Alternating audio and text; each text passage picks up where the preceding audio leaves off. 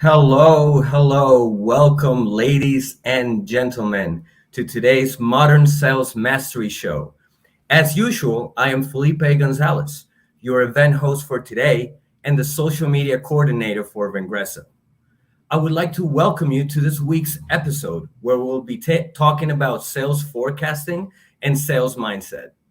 We have a special guest for this week. He is the Chief Revenue Officer at Hirschfield Consulting. He will be talking with Viveka and answering all of your questions, so feel free to write them down in the comments below. But before we bring him in and begin, help me welcome our show host for today.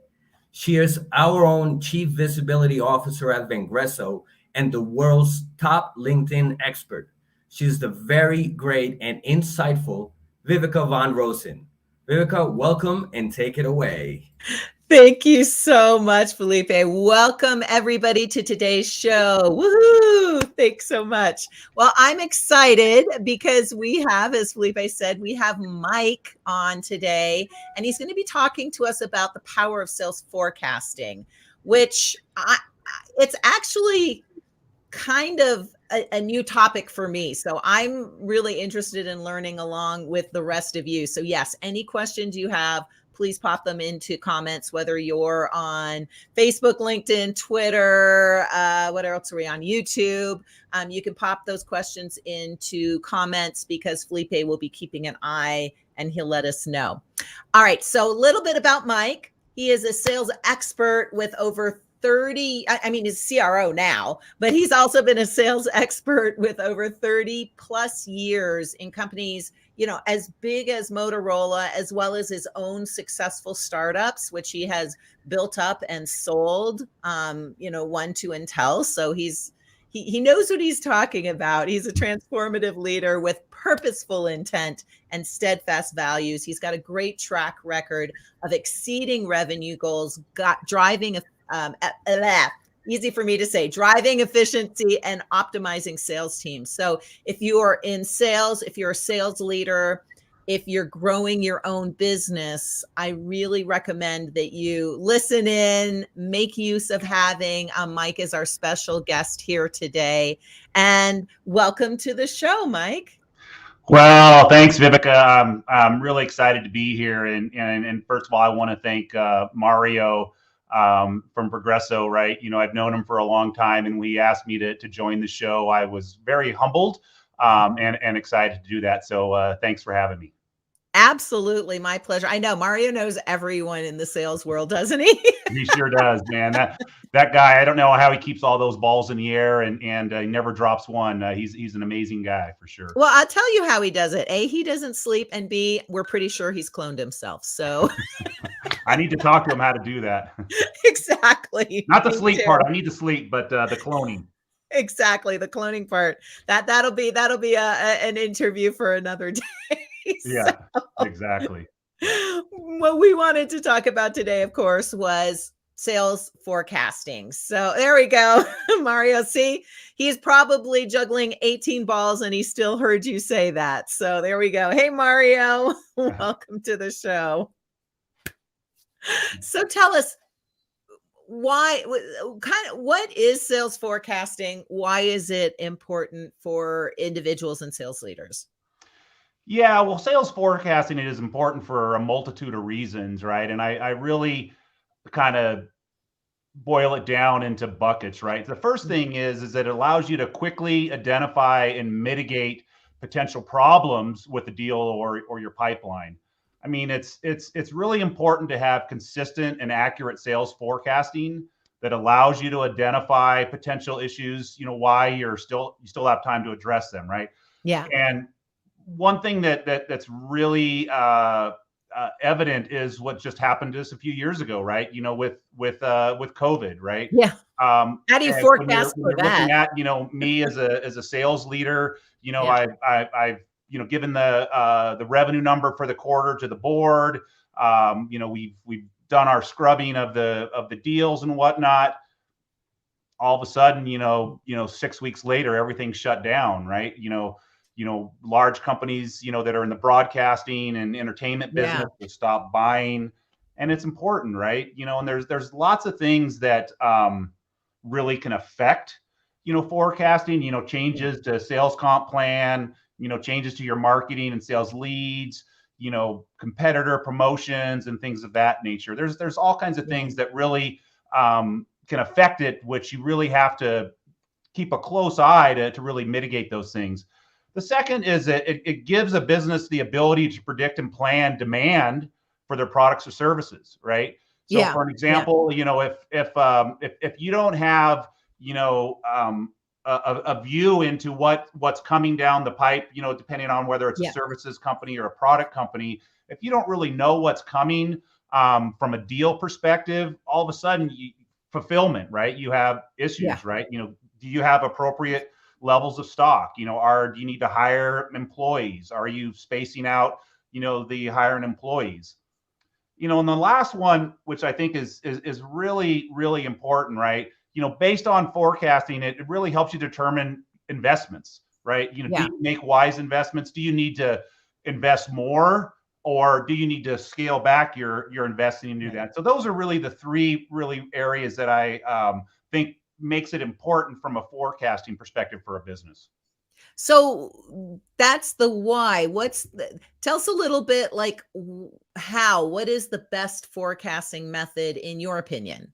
Well, in my opinion, right, there's lots of different forecasting methods, and whether that be historical, data, deal stages, sales cycle, pipeline. Quite frankly, Viveka, I believe it's a combination of all, right? I believe that it's really wrapping all of these together to facilitate the best forecasting method from my perspective, right? And it really all starts with pipeline management, right? And for me, it's about building a 12-month rolling pipeline. It's about making sure that here's your pipeline, that you have right to left movement. It's understanding the deal stages. Where is it in a given moment of time? Is there any historical data on how long it takes to close a deal? What's your sales cycle? So really, from a forecasting perspective, I believe it's a combination of all that and wrapping those together that is, from my perspective, the best practice for forecasting. Yeah, it's really interesting. We work with a lot of B2B sales teams, and hopefully they all have some kind of way of forecasting the pipeline and some kind of way of seeing where they are. But it is still shocking to me that some folks are not doing any kind of forecasting. They don't have any way of tracking their leads. They're not using their CRM. What would you recommend, either actual software or just practices? And now I'm going down a rabbit hole. I'm not following the questions that we sent, but what would you recommend for someone who's either new to a bigger company, isn't used to the practice of sales forecasting, or, is like, man, we need to make sure our whole sales team is active. What are some practices? What is some software that you'd recommend? Yeah, well, first of all, it's really important to have what I call as a sales automation tool, and that's really, most people look at it from a CRM perspective, right? Whether that be Salesforce or HubSpot, or there's multiple different tools out there, right? The gold standard is Salesforce, and no matter what CRM tool you use, one pitfall that a lot of organizations get into is that they'll implement Salesforce, and they will look at it and not start with sales in mind or sales first. They'll kind of, because it's very customizable, they'll make it so you can do sales forecasting. You'll make it so you can do delivery or whatnot, right? So the one thing that I really suggest, no matter what sales forecasting tool you use, is really tune it for sales, for driving a sales pipeline. And then it's all about, how you set it up, right? It's about the rigor. It's about making sure that, sales management is working with their salespeople on their deal flow, keeping the CRM system up to date. Well, I'll give you a really staggering statistic, and I'm not sure if you're familiar with the Aberdeen Group, but and I'm going to read this it's 97% of companies with industry-leading forecasting processes reach sales goal. In contrast, only 55% of organizations meet their targets that don't implement best-in-class approaches. So staggering, right? The difference in ability to meet your goal in using, best practices, which is, like we talked about, right? Having rigor, having, a methodology, right? Everybody has different ways of looking at it. As I talk about forecasting, there's different things that you wrap, right? One is the sales stages, right? And one of the things that companies don't necessarily have the right rigor around is how do you move from one stage to the next? Exactly. So for an example, right? What do you need? From prospecting to qualified, that's an easy one, right? But then you kind of go in. Is there a demo, right? Or the contract negotiate. You know what I'm saying? So there's multiple different stages, anywhere from 4 to 8, depending on the complexity of the sale. Yeah, but it's really the rigor around that and the things you need to do to make sure that when you forecast a deal, that you can close the deal. Yeah. Within your control. Within your control. So, obviously with that stat, 97% who are using sales forecasting are closing compared to 55%. So closing more deals, obviously the biggest benefit of sales forecasting. What are some other benefits do you see? Well, one of the biggest things that forecasting does, either it can be good or bad, right? It quantifies the health of the organization.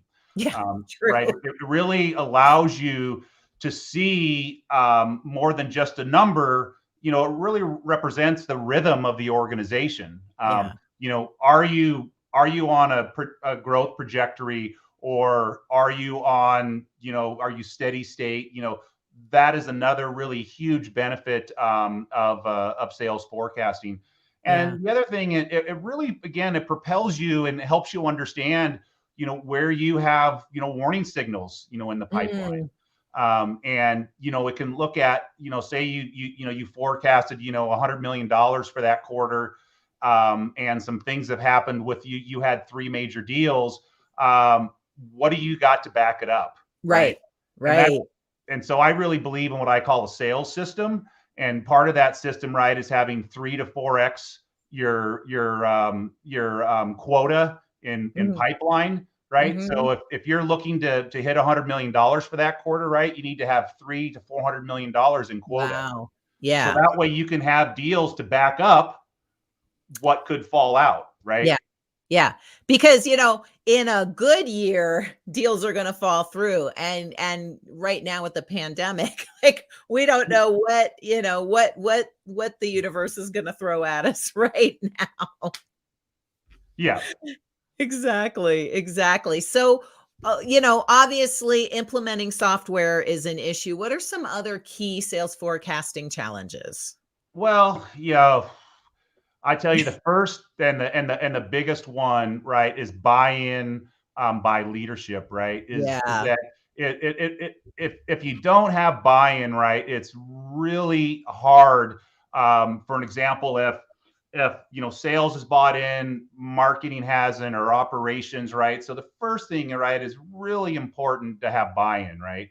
Yeah. And then the second thing, right, it's poor adoption of the CRM or sales system, right? And that could either be they're not entering data, they're not updating the deals, right? It's really important. The sales tools are only as good as the information you put in. Amen. And a fool with the tool is still a fool, right? That's and garbage in, garbage out, right? Garbage ego. I remember that from the early days. Yeah, and I mentioned rigor earlier, right? And that this is an area where it's a big challenge, is the lack of rigor by sales managers, right? Yes. Is that they don't they get too much into the deal and not help the salesperson. And we'll talk a little bit about more of this later, but I think it's really important that as a sales manager that you're using pipeline reviews and whatnot as the ability to help people get better and to learn and to grow in their role.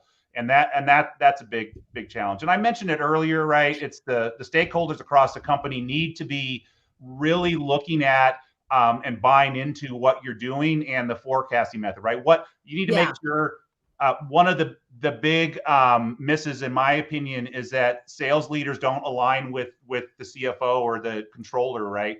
Yeah. There needs to be a huge buy-in in what you consider a forecasted deal and what you consider an upside deal. Those are things that don't always happen, and especially in larger organizations. Yeah, 100%. All right, let's start talking about that, and let's also move into, kind of the mindset and how do we get our different departments to talk to each other. But before we do that, I think Felipe is going to roll a commercial for us. So Felipe, when you're ready, go for it. We're not sweating our numbers. We're not struggling to prospect or find customers. We're not even sweating into quarter, because we're growing a foundation of A-level sales talent. We're rethinking successful habits, and we're rethinking our entire digital prospecting strategy. We're going to break records and explode our sales funnel.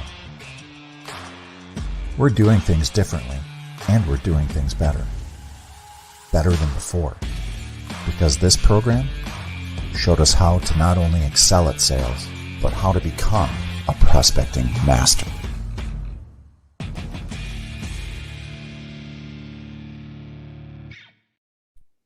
So not coincidentally, the first thing in our program is mindset, right? Mm-hmm. So, I mean, I think there's an obvious answer. I think you're going to dive a little bit more deeply. Why is it important to have that positive mindset in sales? Well, I think the biggest thing is people don't fully realize and understand, how you're feeling and your mindset comes across, right? Whether that is, you're people, you could come across as being upset, you could come across as being arrogant, you could come across as just not caring, right? It's really important, no matter what you're doing, not just in sales, right, but in anything, right, is to have a good, healthy, and a good positive mindset, because that sets you up and it invigorates you to do your job and excel. Yeah, absolutely. So what kind of attitude does not only the sales leaders, but, so two-part question. What kind of attitude does your sales force need, and do the sales leaders need, and how do you implement that? How do you get that attitude in your sales force? Well, first of all, I think the attitude that they need, that's important for sales and sales leaders, first of all, is you got to be competitive, right? You've got to want to succeed. And I get that from my athletic background, right? You can get it from, being in the military. You can get it from, being, in the Rotary Club or whatever, right? Yeah. There's no playing chess or checkers or whatnot, right? But I think that, you need to have a growth mindset. And, why attitude is so important is that, it's infectious, right? Right. If you're down in the dumps and you're like, ho hum, and, I don't want to do this, or you're always, second guessing everything, or you're not really buying into where the organization is trying to go, it just drags everybody down. So it's super important to be positive and really drive a growth attitude and really look at, how can you make it fun and exciting for salespeople, right? And that's really, I think of, some of the places I've been, right? I worked for an Australian-based company and earlier in my career, and I got brought in to run their U.S. subsidiary, and they were in a market that was growing, but they had declining revenue for 5 years. And, the thing that really changed that entity was the attitude of the organization, right? People were having fun. People enjoyed what they were doing. They looked forward to it, and it was infectious, right? So that attitude is, and that's why it's really important to have that.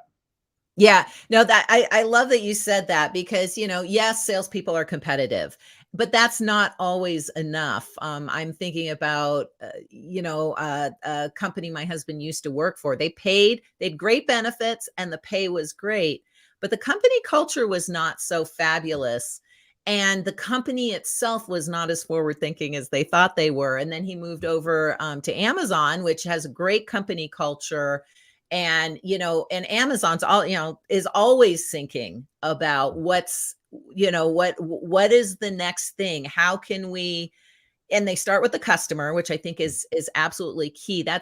I used to sell cars, and when I don't want to get sued, so I'm not going to say what product, but there was a product that I sold, one of the American companies. And I mean, the quality of the vehicles and the customer service was so bad that I just cringed when I sold a car, because I'm like, please don't let it break down. Please don't let it break down. And then they would come in to trade it a couple years later and it had lost so much value. And then I switched over to another car company that was all about customer service and quality. I mean, it was literally in their tagline, and it made all the difference in the world to me as a salesperson, being able to sell a product that I 100% believed in, and in a company that 100% supported its buyers. So I love what you said there, because I think it's so important. It's more than competition and it's more than compensation. Yeah, and there's a comment in the chat there that Marlon said. I'm just going to paraphrase a little bit of it. That is super critical, right? Is that you're the face of the organization, right? Yeah. As he said, in every interaction, engagement, regardless of your role, positive mindset is critical. You and each engagement represent the face of the organization, right? And Yeah. you want people to have a positive view of your company, or Yeah. a negative, or not, or wishy-washy, right? So Yeah. that's why in sales, it's really important to have a very positive and upbeat, mindset and attitude. Yeah, and sometimes it's fake it till you make it. Yeah, And at the end of the right? day, right, you don't always wake up, maybe something's going on in your life, right? There may be something that you may not, have your A game, right? But like Right. I say, you got to pull yourself up by the bootstraps, right? My mom's from Nebraska, and I've got a lot of family members that are farmers and things like that, right? So they don't always feel great about getting up at 4 a.m. and going out, to the fields, right? But at the end of the day, right, that you do what's necessary to be successful, but hopefully you're doing it because you enjoy it. You're Yeah. not just doing it because you're doing it, right? I think a lot of folks in sales are in it to make a lot of money, and that's Right. fine. I want people that are money motivated, but Yeah. I want more than that, right? I Yeah. want somebody that more than just cares about the dollars. Because at the end of the day, if they just care about the dollars, they're going to do unnatural things that could hurt the organization. That is so very true. And you're right. A lot of salespeople get into it for the money, show me the money. But I've been at I've been on the other side of someone who clearly hated their job, but was in sales. And then I've seen, through developing our own salespeople and working with sales teams, when they get it and they understand the power of their voice and their own ability to be advocates within the company. And yes, we're all competing with each other, but the floating boat, was it the rising, the floating boat, the rising tide floats all boats, or whatever that saying Right. is. Yeah. Yeah. When you're supporting the company, when you're supporting the brand, and when you yourself are bought in, it's really a win-win-win situation for everybody. But yeah, it has to be, I think, above and beyond just the monetary motivation. Yeah. Yeah. Well, Mario just made a comment, right? Is that I like Tony Dungy, right? When he was interviewed on ESPN, right? You play to win the game, because they were talking to him about about his defense and what was going on, right? Is that at the end of the day, right? Sales has got to be about winning. It's got to be about, that's why I like people that are competitive, because, you need to want to succeed. You need to want to win, right? You need to want to close that deal. You want to get that PO. You want to get that contract signed. So I think that's all part of the attitude. Yeah. In fact, I think Mario's still listening in. Mario, you just wrote a really good post on this on LinkedIn. So go ahead and share that post if you would in chat. We'll promote that too. Okay. So what then separates top performers or sales wolves from the bottom of the pack? Yeah, I'm going to answer that, but there's one thing I want to mention that I think is really important, that the characteristics of a good salesperson, right? I think that there are three things that are, and I've been in technology sales, right, for a long time, but I think this really plays in any market, in whatever you're selling widgets, right? The first thing is, if you're in sales, if you're not passionate, if you get up in the morning and you don't feel like, man, I want to make a difference today, I want to move my deals through the pipeline, I want to change that forecast. I think it's really important, that passion, right? Yeah. That really goes into the second characteristic, which is drive, right? Yeah. Are you driven? And then the last thing is aptitude to learn, right? Are you a lifelong learner? It doesn't mean that, you're a PhD and you want to get 50 degrees or whatnot, right? But are you curious, right? Are you always trying to learn something new or do something better? But I think I wanted to make sure that I mentioned because it's hiring is the biggest challenge sales leaders have. True. It's twice as bad to have a bad hire than it is for a good hire. I don't know if that makes any sense, right? But it just drags you down, because when you're hiring in tech sales in particular, the time to ramp somebody up and get them successful, right, is 3 to 6 months, right? Right. You waste a lot of time. But time. Let's go back to the wolf. I want to talk about the wolf question. I love that one. Yeah. Right. Go for it.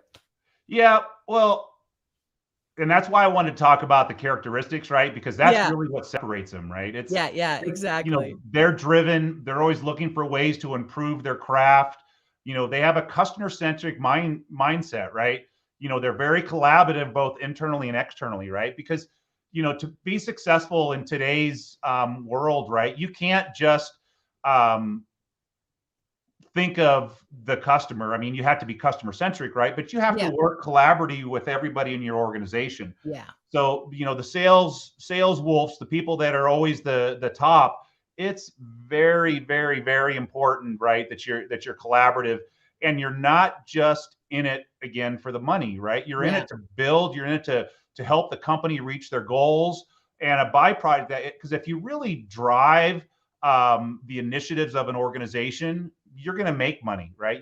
I've never worked at a company where the sales plan, if you sell the things that a company's motivating you to sell, that you don't make money. I've in 30 plus years, it's never happened. Yeah. It's funny. Immediately, you think the Wolf of Wall Street. And then I love the show Billions. All that money doesn't necessarily make you happy. Yeah, it's that collaboration. I mean, it makes you happy for a while. Don't get me wrong. Yeah. And it's great to make money. I'm not saying don't make money. I think that's, that's an important part of the salesperson's journey is achieving those physical things within their life and being able to provide for their family, et cetera, et cetera. But yeah, I think there's a bigger picture, and the lone wolf wins for a while, but eventually it's the lone wolf. It's going to die alone and rot, right? And whereas the wolf pack, the pack that collaborates and works together with each other, with marketing, with customer success, with all the different elements in the company, I think they're the ones that are going to be the most successful. Yeah, most definitely. And at the end of the day, I tell anybody that's worked for me, you're going to make your money, right? If you do the right things, if you achieve what we work together for you to achieve, you're not going to have any problem making your money, right? It's really what ultimately do you want to get out of your job, right? Is it, do you want my jobs at some point, right? Do you want to go into marketing? What do you want to do, right? And don't be wrong, I want salespeople that are money motivated, but I don't want that to be their only motivation. Their only motivation. Yeah. So question for you, when you're working with your team, do you work with the bottom performers and try to am I working with the are you working with the catfish trying to elevate them up, or are you working with the top performers? Well, that's a really good question, right? And I'm going to answer it this way, because I think it's super important for a sales leader to work with everybody within their sales team, right? I don't think that, obviously, if you're a bottom performer, right, you've got performance management things you've got to do and whatnot. But, I think it's very important to manage to the person, right? Yeah. And with that, right, you can't overload a sales manager, right? Typically 10 to 12 is about the right number for a sales manager to have. Right. But you should always be managing each person, right? And I've been lucky to have a couple, outstanding mentors in my career, and one of my mentors from my Motorola days, right? One of the things that he told me, and to this day, I still think about it, right, is that he said, as a sales leader, you should always be either managing up or managing out. Yep. And don't get me wrong, I hate to fire people. I hate it, right? I feel like I've failed. Right. If I have to let a salesperson go, that's just me, because I'm a people person. I care about people. I'm smart enough and intelligent enough to realize that I can't control what people do. It's like, leading a horse to water, right? You can lead them, but you can't make them drink. I can't make salespeople, do things. And it really gets back to, you've heard this before, right? Most organizations, right, 80% of their business comes from 20% of their salespeople. Exactly. Yep. And I think that's a bad way of looking at things, right? I really like to look at things, and I really strive to get what I call an 80-80 rule. I love it. I want 80% of my sales team to be at 80% at quota or higher, right? Yeah. Yeah. Because when you do that, right, that's a growth mindset that allows you to grow substantially. But it's that growth mindset, 100%. So what you said earlier, it's like, it's more costly to hire badly at the beginning. And that's usually someone who, for whatever reason, came across really well, but the second you implement them into the company, they don't have that learning mindset. They're not knowledge seekers, and they don't grow. And then the other thing is, it hurts. We don't. Well, I'm sure there's some sadomasochists out there, but most of us don't like firing people. And that being said, sometimes you've got to let someone go so they can succeed in their lives in a different way and place, because actually the company's just holding them back too. Maybe they should be a musician or an artist or sell a different product or service, but being inside the company is the wrong place for them.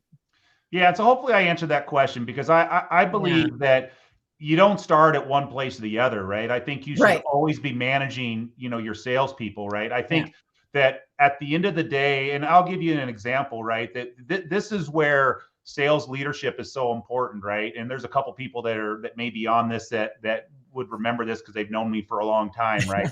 I worked for a company that's no longer around now. They were a computer distributor, and on my sales team, I was like 300% of my quota. I was killing it. Nice. And the sales manager, instead of managing his sales people to try and help them be successful, he was pounding on me every week. What are you doing? What are you doing more? I'm like, dude, I'm 350% of my number. So 6 weeks later, I quit. Yeah. I just couldn't take it anymore. I told him I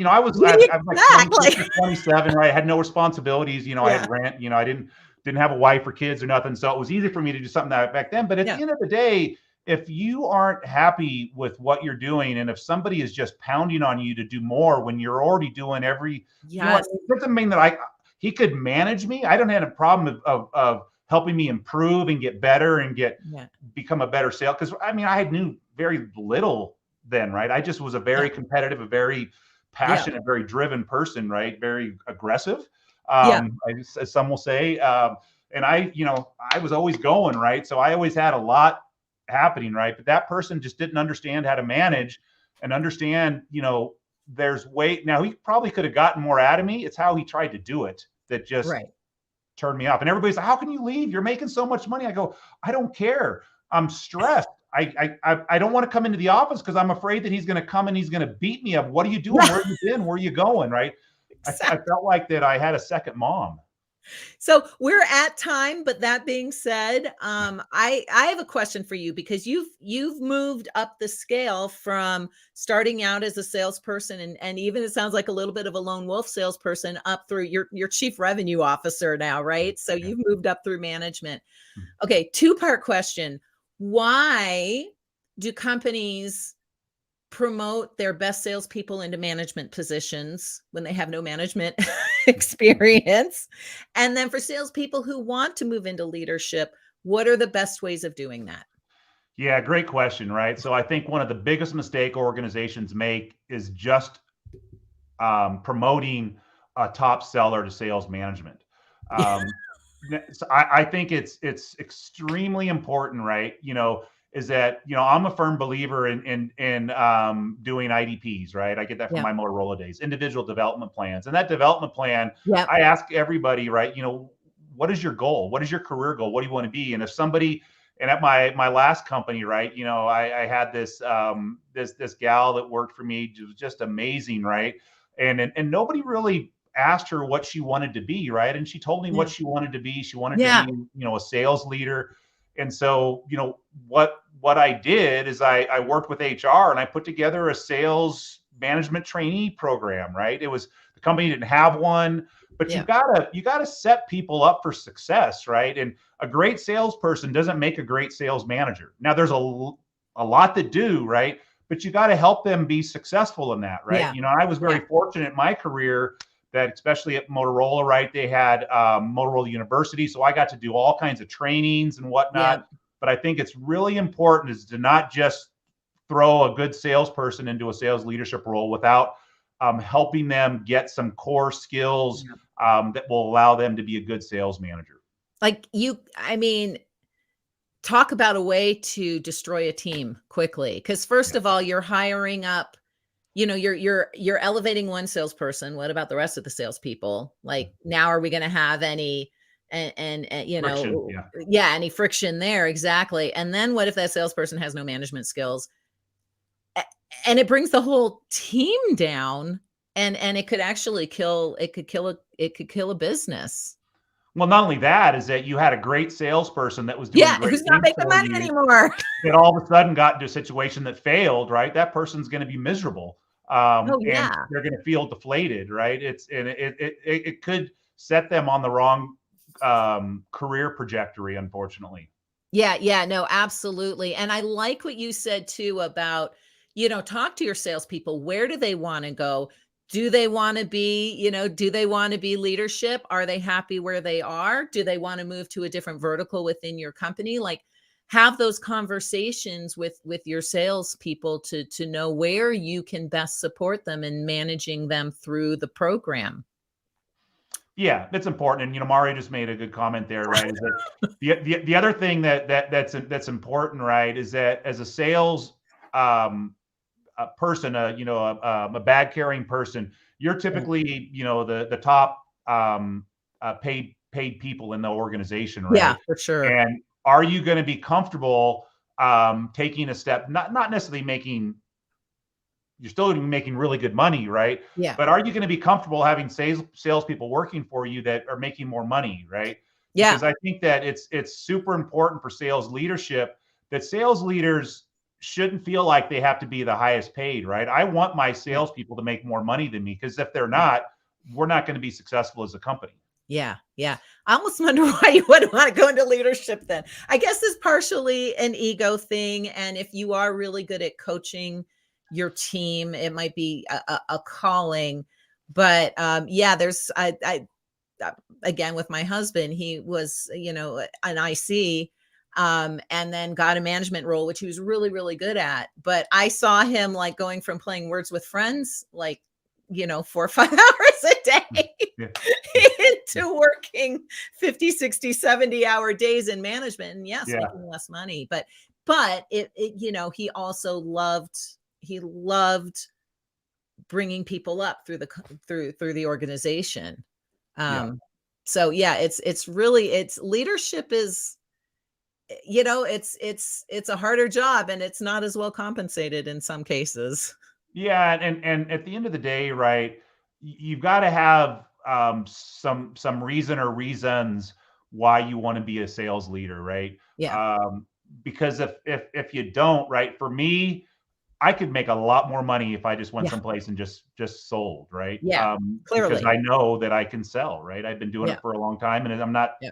trying to sound arrogant, right? I'm very confident in my skills, right? But I love coaching, mentoring, and Yeah. helping people reach their career goals, right? I get a lot of satisfaction out of that.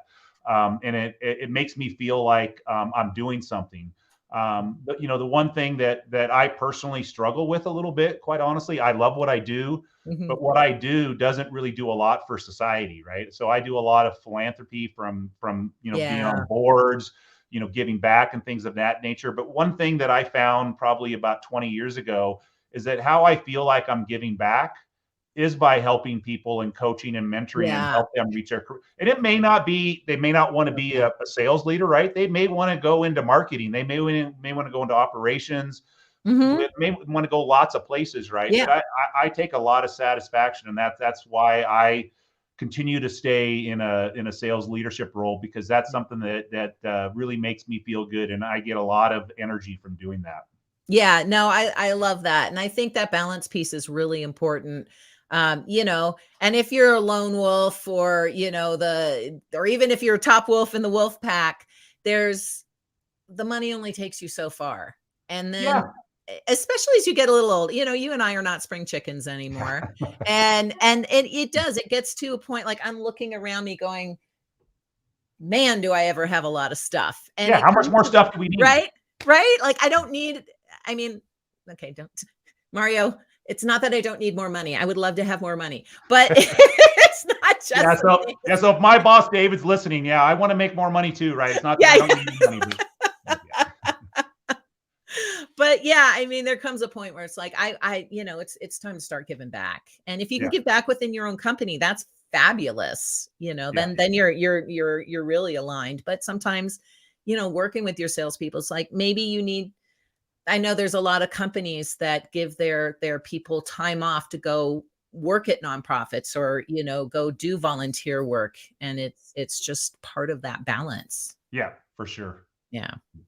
Awesome. Well, we went over, but you were very interesting and you had lots of great information. Is there anything else you'd like to share with the audience before we wrap this up? Well, I just like to, thank everybody for attending, and hopefully you glimpsed a little bit of knowledge from the conversation that Viveka and I had today. By no means do I have any silver bullets. I'm not a white knight. I've just been doing this for a long time. I have a lot of knowledge up here, and I love sharing it. Anybody that would like to have more conversation and just, bounce things off me or whatnot, I always love having the opportunity to help people grow and expand their knowledge base. So I'm just thankful for the opportunity to be on the show. Thanks. Oh, it was great having you. Yes, everybody make sure to follow Mike, linkedin.com/in/Mike Stipe. Easy to find him. And make sure to, let him know when you invite him to connect. Let him know that you heard him on today's show. Thank you so much for your time. I bet we have you back again some point if you're willing to.